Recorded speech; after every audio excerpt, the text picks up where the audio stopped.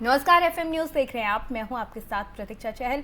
छत्तीसगढ़ की खबरों का रुख करेंगे। सबसे पहले बात केंद्रीय मंत्री प्रहलाद पटेल की। जी हां, केंद्रीय मंत्री प्रहलाद पटेल के धान खरीदी को लेकर दिए गए बयान के बाद छत्तीसगढ़ की सियासत में उबाल आ गया है।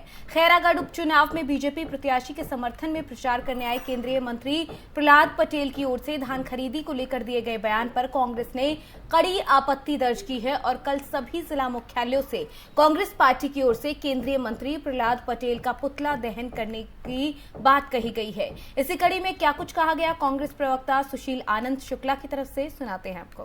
केंद्रीय मंत्री प्रहलाद पटेल के द्वारा यह कहा जाना कि 25 रुपये में धान खरीदी होते रहेगी तो छत्तीसगढ़ तबाह हो जाएगा, अर्थव्यवस्था चौपट हो जाएगी। कांग्रेस पार्टी उनके इस सोच की, उनके इस बयान की कड़ी निंदा करती है। नरेंद्र मोदी उद्योगपतियों का हजारों करोड़ रुपए राइट ऑफ कर देते हैं, उनके कर्जों को माफ़ कर देते हैं, तब कुछ नहीं होता है। यदि किसानों को भूपेश बघेल उनकी उपज का पूरा कीमत देते हैं तो केंद्रीय मंत्री को ऐसा लगता है कि अर्थव्यवस्था चौपट हो जाएगी। यह भारतीय जनता पार्टी का किसान विरोधी चरित्र है। प्रहलाद पटेल के इस बयान के विरोध में कांग्रेस पार्टी 7 अप्रैल को प्रदेश के सभी जिला मुख्यालयों में उनका पुतला दहन करके विरोध करेगी। कांग्रेस पार्टी मांग करती है कि प्रहलाद पटेल के इस बयान के लिए भारतीय जनता पार्टी सार्वजनिक रूप से माफ़ी मांगे। छत्तीसगढ़ के किसानों का अपमान कांग्रेस पार्टी कभी बर्दाश्त नहीं कर सकती। छत्तीसगढ़ के अन्नदाताओं का अपमान कांग्रेस पार्टी कभी बर्दाश्त। भारतीय जनता पार्टी के अधिकृत प्रत्याशी कोमल जंगेल को जनमानस से समर्थन देने की अपील की गई है वरिष्ठ केंद्रीय मंत्री प्रहलाद पटेल की तरफ से, जहां पर उन्होंने प्रदेश सरकार पर आरोप लगाते हुए कहा कि छत्तीसगढ़ सरकार राज्य को दिवालिया बनाने पर आमादा है और समर्थन मूल्य पर सेंट्रल गवर्नमेंट से अधिक रेट लेकर राज्य को गले तक कर्ज मिला दिया है। अगर पैसा खर्च करना है तो जल जीवन मिशन पर करें।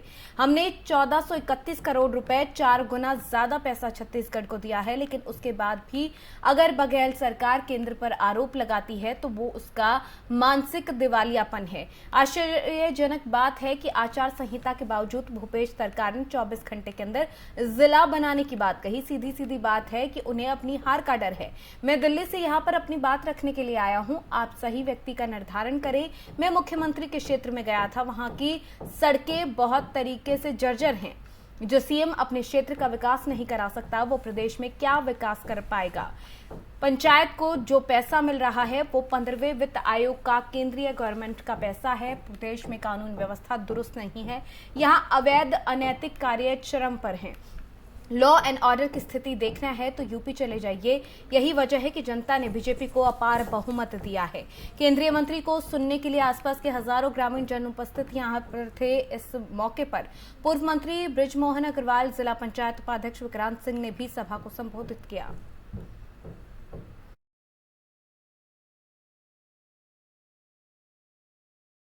केंद्रीय मंत्री प्रहलाद पटेल के धान खरीदी को लेकर दिए गए बयान के बाद छत्तीसगढ़ की सियासत में उबाल आ चुका है। खैरागढ़ उपचुनाव में बीजेपी प्रत्याशी के समर्थन में प्रचार करने के लिए पहुंचे प्रहलाद पटेल ने धान खरीदी को लेकर दिया बयान। कांग्रेस की तरफ से एक कड़ी आपत्ति इस पूरे मसले को लेकर जताई जा रही है। आपको बता दें कि छत्तीसगढ़ के मुख्यमंत्री भूपेश बघेल ने केंद्रीय मंत्री प्रहलाद पटेल के बयान की आलोचना की। उन्होंने कहा कि भारतीय जनता पार्टी की सरकार किसान विरोधी है। ये वक्त पर साबित होता रहा है। आइए सुनाते हैं कि सीएम बघेल की तरफ से यहाँ पर क्या कुछ कहा गया है।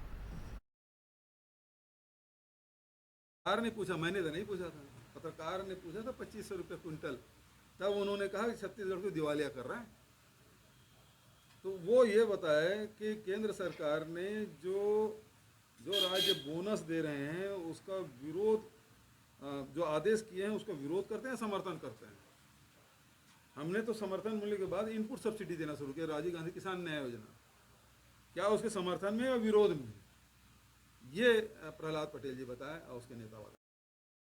वहीं छत्तीसगढ़ के खैरागढ़ में होने वाले उपचुनाव को लेकर आरोप प्रत्यारोप का दौर शुरू हो चुका है और अब आरोप लगा है कि मोहम्मद अकबर वन, आवास और पर्यावरण मंत्री पर मोहम्मद अकबर गोपनीय अभियान में लगे हुए हैं। वोटर्स को रिझाने के लिए शराब और लजीज खाने का इंतजाम किया जा रहा है, लेकिन इसके बाद भी कांग्रेस पार्टी के प्रत्याशी खैरागढ़ से चुनाव जीत नहीं पाएंगे। ये दावा किया गया है भारतीय जनता पार्टी के विधायक और पूर्व मंत्री बृजमोहन अग्रवाल की तरफ से। आपको बता दें, बृजमोहन अग्रवाल अग्रवाल खैरागढ़ चुनाव के प्रभारी बनाए गए हैं और लगभग 7 दिनों से खैरागढ़ में अपना डेरा डाले हुए हैं। खैरागढ़ के प्रत्याशी को जिताने की जिम्मेदारी बृजमोहन अग्रवाल को दी गई है और राजनीतिक गलियारों में चर्चा है कि बृजमोहन अग्रवाल को जो जिम्मेदारी दी जाती है वो बड़ी ही शिद्दत से निभाते हैं। वन विभाग के पूरे अधिकारियों को इकट्ठा कर वन विभाग के गोदामों में साड़ी, दारू, पैसा, मुर्गा, बकरा ये सब रखकर और बोरियों में पैसे आए और वन विभाग के हजारों कर्मचारियों को इसी बात के लिए दबाव डाला जा रहा है कि आपको कांग्रेस के प्रचार में लगना पड़ेगा। आपको जितना पैसा चाहिए, आपको जितने मुर्गा चाहिए, आपको जितनी दारू चाहिए, आपको जितना बकरा चाहिए। तो जो मोहम्मद अकबर जी हैं वो गोपनीय अभियान में लगे हैं और मुझे लगता है ये गोपनीय अभियान उनका काम आने वाला नहीं है। एक न एक दिन वो मुंगेली जिले के लोरमी जनपद पंचायत के 148 सरपंच ने जिला पंचायत के मुख्य कार्यपालन अधिकारी दशरथ राजपूत से हो रहे ग्राम पंचायत की विभिन्न समस्याओं को लेकर अवगत कराते हुए आमंत्रित किया, जहां जिला पंचायत सीईओ ने सहज स्वीकार करते हुए एक दिवसीय सरपंच सम्मेलन में लोरमी पहुंचे और क्रम वाइज पंचायत के निर्माण कार्यों में हो रही परेशानियों को गंभीरता से सुना, जिसमें पंचायत को मिलने वाली राशि आयोग की राशि के साथ मनरेगा के तहत पूर्व कराए गए 24 ग्राम पंचायत और वर्तमान शौचालय निर्माण की राशि नहीं मिलने की जानकारी दी गई।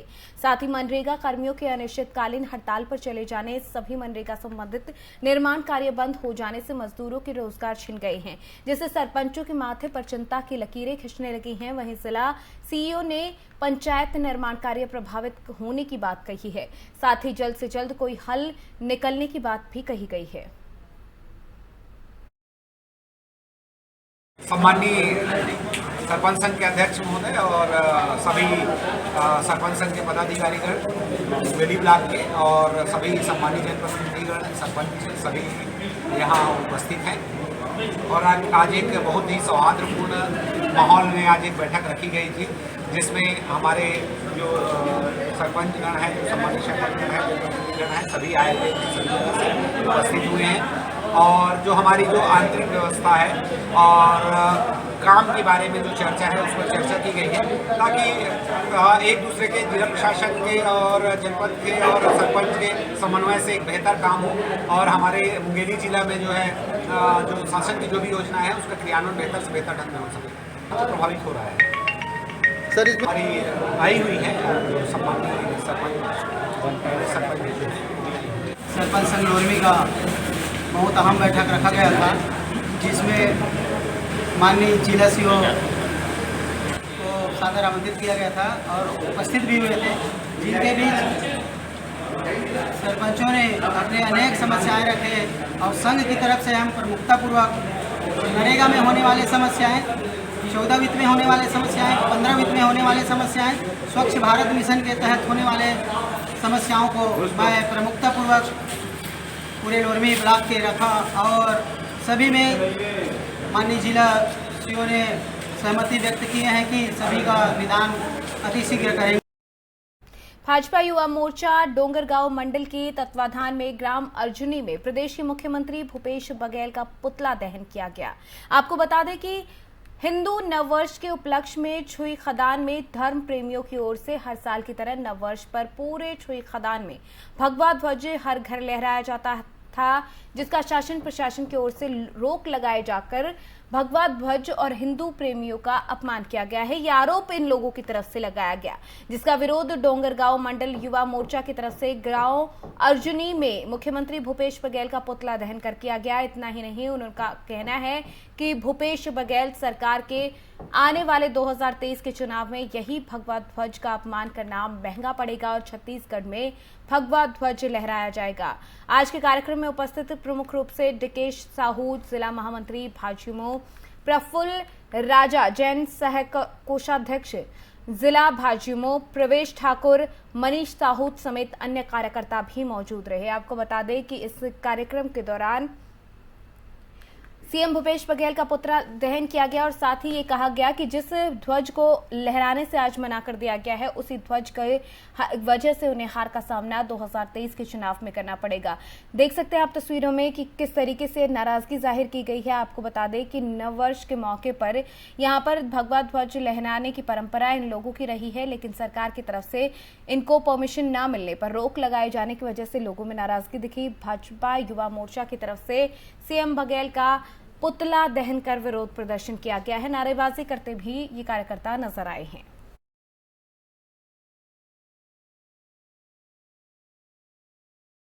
कोरिया कलेक्टर कुलदीप शर्मा इन दिनों जिले भर में समाधान तुहर द्वार कार्यक्रम के तहत खुद गांव के शहर स्तर से हो रहे समस्या निवारण शिविर का दौरा कर रही हैं। लोगों से बातचीत कर उनकी क्षेत्रीय समस्याओं से उन्हें अवगत होकर संबंधित अधिकारियों को तुरंत समस्या निवारण के आदेश दे रही हैं। ग्रामीणों की विभिन्न समस्याओं का समाधान तुहर द्वार के माध्यम से हो रहा है। खासकर राजस्व प्रकरणों, नक्शा खसरा, फोती ऋण पुस्तिका का निपटारा ग्रामीणों के गाँव में हो रहा है। उन्हें अब ऑफिस के आपसी जमीन बंटवारा या विवाद और विभिन्न प्रकार की क्षेत्रीय और ग्रामीण समस्याओं का निपटारा और समाधान किया जा रहा है। कलेक्टर कुलदीप शर्मा की ओर से चलाए जा रहे कार्यक्रम में के वजह से लोगों के लिए ये कार्यक्रम काफी कारगर साबित हुआ है और इस कार्यक्रम के तहत प्रशासन आपके दरवाजे तक पहुंच रहा है। जरूरत है अपनी समस्याओं को सामने रखने की और प्रशासन के सामने पहुंचने की, और लोगों का विश्वास इस कार्यक्रम के जरिए प्रशासन पर ज्यादा बढ़ रहा है। ऐसे में उम्मीदें सबसे बड़ी इस बात की हैं कि घर घर पहुंचकर सेवा की तरह सभी संभव समस्याओं का निराकरण भी हो सकता है, जिसका मुआयना करने के लिए खुद कलेक्टर कुलदीप शर्मा गांव-गांव पहुंच रहे हैं। उनके आदेश अनुसार संबंधित विभाग के अधिकारी कर्मचारी अपने ऑनलाइन तकनीकी के साथ मौजूद होकर सभी प्रकार की समस्याओं और शिकायतों का निराकरण कड़ाई से कर रहे हैं। कोरिया जिले में समाधान तोहर द्वार कार्यक्रम की सराहना हो रही है। ये कार्यक्रम कलेक्टर के निर्देश पर जिले के 5 विकासखंड के सभी गांव स्तर पर चलाया जा रहा है, ताकि जिले के 100% गांव और ग्रामीणों की समस्याओं का समाधान किया जा सके। समाधान तोहर द्वार और दिव्यांग शिविर का आयोजन किया गया, जिसके अंतर्गत राजस्व से संबंधित, पेंशन से संबंधित, राशन कार्ड संबंधित जो विभिन्न समस्याएं थी लोगों की, उनका समाधान यहीं पे किया गया। इसके अतिरिक्त दिव्यांग शिविर में जो दिव्यांग भाई बहन हैं, यदि वो किसी कारण से डिस्ट्रिक्ट हेडक्वार्टर में नहीं आ पा रहे थे तो उनकी समस्याओं का संज्ञान लिया गया। उनके चाहे वो आधार कार्ड की बात हो, विकलांगता प्रमाण पत्र की बात हो या सहायक उपकरणों के वितरण की बात, उनको यहीं पर प्रदान किया गया है। इसके अतिरिक्त ऐसे हितग्राही जिनके वितरण क्रियान्वयन थे, जिसके तहत ऋण पुस्तिका और तिरंगा पट्टे का वितरण भी आज माननीय विधायक जी के हाथों यहाँ पे किया गया है। इस प्रकार इस शिविर में जो माननीय मुख्यमंत्री जी की मंशा है कि जो लोगों की समस्या का समाधान उनके ही यहाँ पर जाके किया जाए, उसी तारतम्य यहाँ पे किया गया और समस्याओं का निराकरण। आज के हालात में इंसान का जिंदा रहना अपने आप में किसी चमत्कार से कम नहीं। अगर पेट्रोल डीजल के दाम यूं ही बढ़ते रहे तो आने वाले वक्त में मोटरसाइकिल चलाना, कार चलाना बहुत बड़ी बात है। कहीं आने जाने के लिए वाहन का इस्तेमाल करने वाले उन लोगों के लिए महंगाई हवा बनकर खड़ी है। खाद्य तेलों के दाम से लेकर रसोई गैस सिलेंडर के दाम में लगातार बढ़ोतरी देखने को मिल रही है। राजधानी रायपुर की बात की जाए तो पेट्रोल की बात तो छोड़ दीजिए, डीजल भी 103 रुपए प्रति लीटर के भाव पर बिक रहा है। तो सियासत अब भी वही है, सियासी पार्टियां अपनी चालें उसी तरीके से चल रही हैं। जब तक 5 राज्यों में चुनाव होने थे तब तक कुल डीजल के रेट समान स्तर पर थे। पेट्रोल डीजल के रेट पर कंट्रोल चुनाव खत्म होते ही खत्म हो गया और पेट्रोल डीजल के रेट आसमान की ऊंचाइयां छूने लगे। पेट्रोल डीजल के रेट बढ़ने के साथ साथ खाद्य तेलों की, रसोई के गैस सिलेंडर और इन तमाम चीजों पर बेतहाशा वृद्धि देखने को मिली है। ऐसे में छत्तीसगढ़ में कांग्रेस सरकार के प्रवक्ता कहते हैं कि मोदी सरकार इसके लिए जिम्मेदार है। बहरहाल आज जो भी हालात हैं उससे जनता महंगाई की भोज से बहुत तरीके से परेशान है। निम्न और मिडिल क्लास के लोगों का सब्र का बांध टूटता हुआ नजर आ रहा है। जनता का जो नजरिया था महंगाई को लेकर, उसे आप तक, हमारी खुशी तक पहुंचाने की कोशिश भारतीय जनता पार्टी देश की अर्थव्यवस्था के लिए जरूरी बता रही है और कांग्रेस पर आरोप लगाती है कि ऐसे में महंगाई की मार झेल रही जनता से हमारे संवाददाता ने खास बातचीत की और इस मौके पर कांग्रेस प्रवक्ता सुशील आनंद की तरफ से भी बयानबाजी की गई है। क्या कुछ कहा गया, सुनिए जरा। जितने की हमारी कमाई हो नहीं रही उतने का रेट बढ़ा रहे हैं ये, तो हम कमाएंगे कितना और पेट्रोल भराएंगे कितना? दूर ऐसा तो है नहीं कि अपना जॉब स्थल नज़दीक में पैदल चल के अब अपना जॉब पूरा कर ले। गाड़ी का यूज़ तो करना ही पड़ेगा, चाहे ऑटो का करे चाहे खुद की गाड़ी का करे। पेट्रोल के बिना तो चलेगी ही नहीं। और महीने में अगर 7 से 8 हज़ार रुपये मिल रहे तो 2,000 ढाई हज़ार रुपये पेट्रोल में जा रहा है, उसका कोई फ़ायदा हो ही नहीं रहा है। तो इतना पेट्रोल रेट बढ़ाने से कोई मतलब है नहीं। तो निवेदन है कि कम कर दे तो ज़्यादा बेहतर है। अशोक पंजाबी। पेट्रोल डीजल का रेट रोज बढ़ते जा रहा है, अब इसके और आगे भी तो और बढ़ेगा ही बढ़ेगा। 120 रुपये के आसपास बोल रहे हैं पहुंच जाएगा, पर उसका एक ही ऑप्शन है, यहाँ पे इलेक्ट्रिक गाड़ी में कन्वर्ट हो जाओ। रेट तो बढ़ेगा ही बढ़ेगा, पेट्रोल के बगैर गाड़ी थोड़ी ना चलेगी। आप सरकार को भी मैसेज देना चाहते हैं? कुछ स्थिर रहना चाहिए, माने ऐसे रोज जो रेट्स इंक्रीज हो रहे हैं थोड़ा बहुत स्थिर रहना चाहिए कि थोड़ी राहत भी रहे कि बहुत ज़्यादा समय तक ना बढ़े। कुछ समय के बाद फिर तो इंक्रीज हो जाए तो चलता है, पर ये तो रोज रेट चेंज हो रहे हैं ना, रोज रेट चेंज नहीं होना चाहिए। देखिए, जो पेट्रोल और डीजल के जो दाम बढ़ रहे हैं उससे मतलब बहुत सारी चीज़ें प्रभावित होगी। ठीक है, ट्रांसपोर्टेशन बढ़ेगा, ठीक है, कॉस्ट मतलब सारे सामान महंगे होंगे सारी चीज़ों के, तो फ़र्क कहीं ना कहीं आएगा और महंगाई बढ़ेगी, सीधी सी बात है। तो आप सरकार को कोई मैसेज देना चाहते हैं? सरकार को मैसेज ये देना चाहता हूँ कि जो पेट्रोल का दाम है वो एक फिक्स करके रखें और जिससे क्या एक मतलब बने रहे, सारी चीज़ें नॉर्मल रहे कि लोग आराम से अपने मेंटेन करके रखें सारी चीज़। इसके बारे में यही बोलना चाहूँगी कि सबसे ज़्यादा तो हम हाउसवाइफ लोगों को बहुत ज़्यादा दिक्कत हो रही है, क्योंकि हम लोगों का डेली मतलब एकदम ज़्यादा पूरे महीने का ना पूरा हिसाब ख़राब हो गया। सब्जी का हर चीज़ का रेट बहुत ज़्यादा बढ़ गया है, तेल का, पेट्रोल का, गैस का, सब चीज़ का रेट बहुत ज़्यादा बढ़ गया। तो हमको ना मेंटेन करने में बहुत ज़्यादा दिक्कत हो रही है। स्कूल की फीस बढ़ गई है बच्चों की, मतलब तो महंगाई हर तरीके से बढ़ी गई है, हाँ, इसकी वजह से मतलब आप लोग के जीवन में प्रभाव पड़ हाँ, रहा है। बहुत ज़्यादा प्रभाव तो पड़ आप रहा कुछ है। बोलना चाहेगी, कोई मैसेज देना चाहेगी सरकार को? और सरकार को यही बोलना चाहूँगी कि इतना ना बढ़ाए, क्योंकि हम मतलब मध्यम वर्ग के हैं तो हमको ना बहुत ज़्यादा परेशान। केंद्र सरकार की मुनाफाखोरी वाली नीति के कारण आज पेट्रोल, डीजल, रसोई गैस के दाम बढ़े हुए हैं। केंद्र सरकार पेट्रोलियम पदार्थों पे एक्साइज ड्यूटी में लगभग 10 गुना की बढ़ोतरी कर दी। डीजल पे जो एक्साइज 3 रुपये में लगता था उसको 33 रुपये कर दिया। पेट्रोल पे जो एक्साइज ड्यूटी 9 रुपये लगता था उसे बढ़ा के 32 रुपये कर दिया। इसके कारण डीजल और पेट्रोल के दाम बढ़ गए। 400 रुपये में मिलने वाला सिलेंडर आज 1050 रुपये का मिल रहा है। तो ये सीधे सीधे मोदी सरकार की मुनाफाखोर वाली नीति है। जब अंतर्राष्ट्रीय बाजार में क्रूड ऑयल के दाम कम हुए हैं तो यह जनता का हक बनता है कि ओपन मार्केट में पेट्रोलियम के दाम भी कम हों, लेकिन मोदी सरकार क्रूड ऑयल के दाम कम होने के बावजूद पेट्रोलियम पदार्थों के दाम कम नहीं कर रही है। वह ज़्यादा से ज़्यादा टैक्स वसूली करना चाह रही है और उसका खामियाजा जनता को भुगतना पड़ रहा है। जहाँ तक वेट का सवाल है तो छत्तीसगढ़ ने तो जब पेट्रोल और डीजल के दाम बेतहाशा बढ़े तो वेट में कमी की, और दूसरी बात टैक्स तो कम नैतिकता के आधार पर उनको करना चाहिए जिन्होंने 10 गुना बढ़ाया।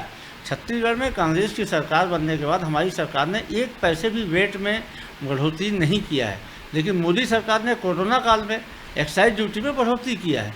तो आज जनता को राहत देने के लिए एक्साइज ड्यूटी में कटौती होनी चाहिए। तेज गर्मी के साथ साथ चिलचिलाती धूप से बस्तर में अचानक आंधी तूफान के साथ बारिश से लोगों की उमस से बड़ी राहत मिली है।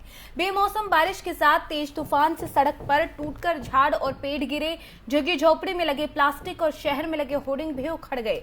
वहीं लोगों को बारिश से बड़ी राहत मिली है। आपको बता दें कि बस्तर संभाग में दोपहर को अचानक आंधी तूफान के साथ तेज बारिश हुई, जिससे लोगों को गर्मी से राहत मिली, लेकिन शहर के झुग्गी झोपड़ी में बने प्लास्टिक के छत और शहर के लगे होर्डिंग्स उड़ते हुए नजर आए। वहीं आंधी तूफान और तेज बारिश के चलते झाड़ पेड़ गिरने से बिजली भी बाधित हुई, जिसकी वजह से काफी देर शाम तक शहरवासियों को अंधेरे का सामना करना पड़ा। वहीं बेमौसम बारिश के चलते कुछ देर सब्जी मार्केट भी प्रभावित हुई।